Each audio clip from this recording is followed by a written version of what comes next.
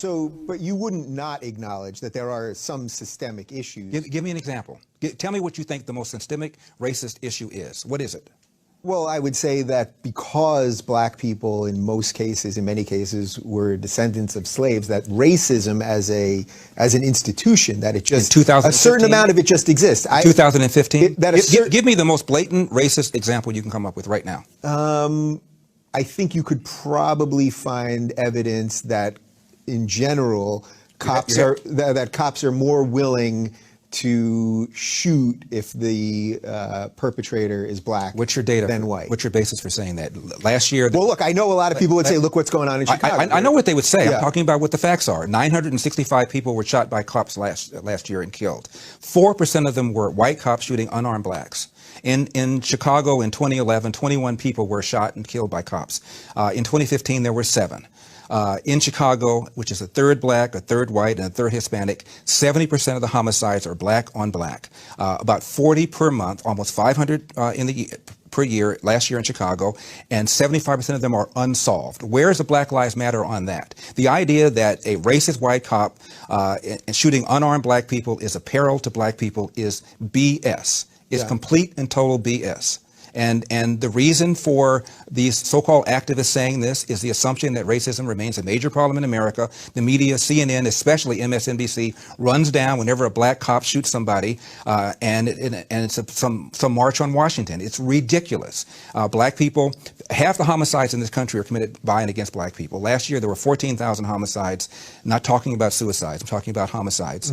Half of them were black. 96% of them black on black of that 7,000. Where's the Black Lives Matter people on that? So there's where you would say that this is purely because of social justice. This is purely because they want ultimately for people to be angry enough to just keep voting Democrat. That's right. And where's the evidence of a lack of social justice? When a black suspect is killed by a cop, believe me, the media's on it. People are watching it, and justice will, for the most part, occur. In Baltimore, where Freddie Gray was killed, Freddie Gray died in a van. I shouldn't say was killed. Died in a van. Yeah.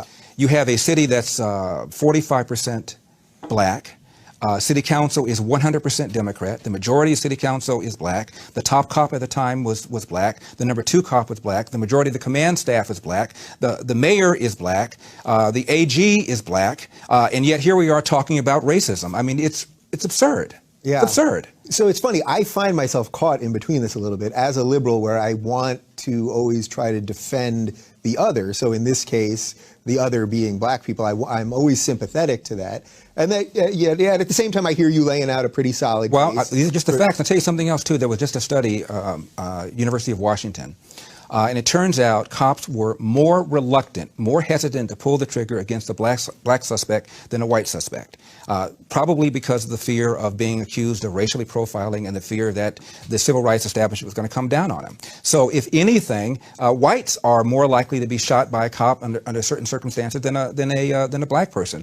And in the last 30 or 40 years, the percentage of suspects killed by cops who are black has declined 75%. However, the percentage of whites killed by cops has flatlined. Yeah. And so if anything, people are more concerned about shooting black people for fear that they're going to be called racist. And almost every one of these incidents, whether it's Eric Gardner in New York, who died because he was selling Lucy's and resisted arrest, whether it's Tamir Rice in Cleveland, who was twirling around the gun, whether it's Michael Brown in Ferguson, who had just committed a strong arm robbery, almost every one of these incidents involved somebody resisting arrest.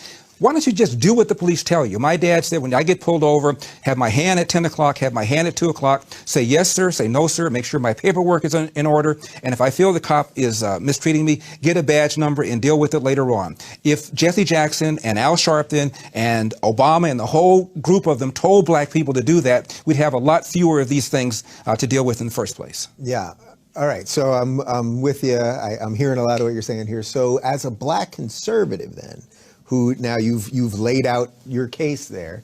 But you haven't laid out yours. I asked you to name the most important example of racism, and you gave white cops going after black people. And I told you, gave you the facts for that. So that's nonsense. So you must have something else. What else is it?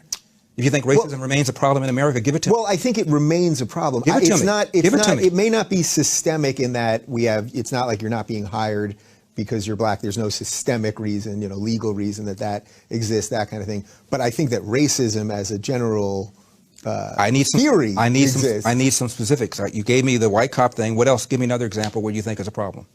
Well, as a black conservative, tell me how do you get people to come around? You're the one who made the assertion that you think racism remains a major problem in America. I asked you to give me an example. You gave me white cops going after blacks. As far as I'm concerned, you didn't hold it up very well. What's the other argument you have? What's the other thing? Well, I don't know that it's systemic in the sort of macro sense. I'm not mad. I just want to know what it is you're talking about. That's exactly what believe me, that's 100% what I wanted to have you Blacks hear. are not getting into school. BS.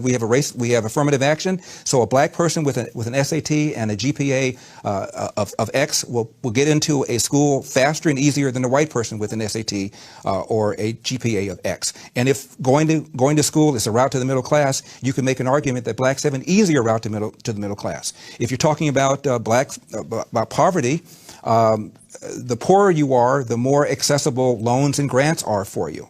The problem, the biggest burden that black people have, in my opinion, again, is the percentage of blacks, 75% of them, that are raised without fathers.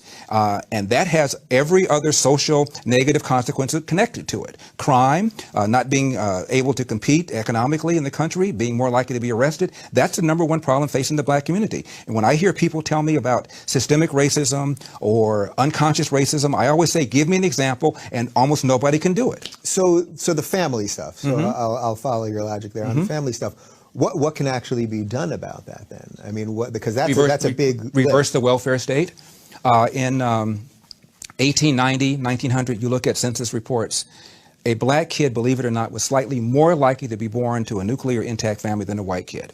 Even during slavery, a black kid was more likely to be born under a roof with his biological mother and biological father than today. What's happened is we launched this so-called war on poverty in the 60s, where literally Lyndon Johnson sent people knocking on doors.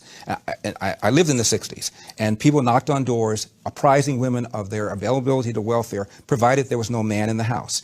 And we went from 25% of blacks being born outside of wedlock in 65 to 75% right now. And you look at how much money that we spent on welfare, and the lines are parallel. It was a neutron bomb dropped on this country, not just on the black community, but on people in general. At one time, only about 5% of whites were born outside of wedlock. Now, 25% of whites are born outside of wedlock. I was in college in 1970, and there was a report called the Moynihan Report, The Negro Family, A Case for National Action. It was written by a liberal, by a man who became a Democratic senator from New York. And at the time, 25% of black kids were born outside of wedlock. He said, my God, this number is horrific. If we don't do something about it, it could get even higher. Well, fast forward, 25% of white kids are now born outside of wedlock. It is the number one problem in this country. And what we've done, in my opinion, is we've economically incentivized women to marry the government, and we've allowed men to abandon their financial and moral responsibility. And now we have